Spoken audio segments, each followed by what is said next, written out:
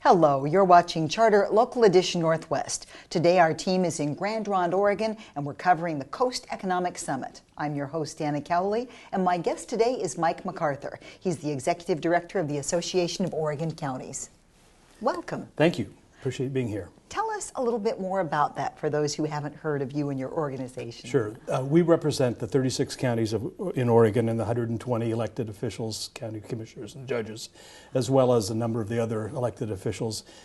We provide advocacy for them, we provide communications, we provide education and training for the 36 counties and their staffs, as well as working at the federal level with the National Association of Counties on federal issues on behalf of Oregon counties. So large job, large geographic area, and many interests. What are your priorities in this position? Well, the primary thing that we're interested in is transportation right now, because our infrastructure is degrading badly.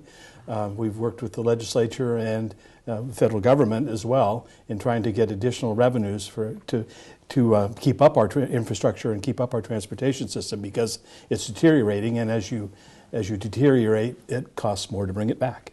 Well, and it's also tough when you have such great tourism venues. Oregon is such a wonderful place to visit. You get out to the coast, but you have a tourist who comes from the other side of the country and they have difficulties with the transportation and the rough roads. They might not come back, so that's a bit of a risk for you economically too.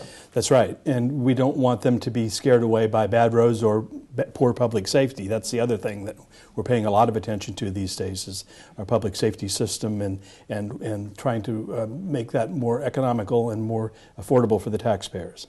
And then tell me what other things you'd like to accomplish this year. Well, economic development has always been getting jobs into the rural parts of the state in particular is difficult. That's why this conference here is so important.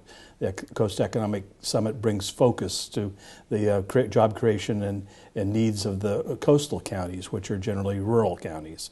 So we want to support them in that effort.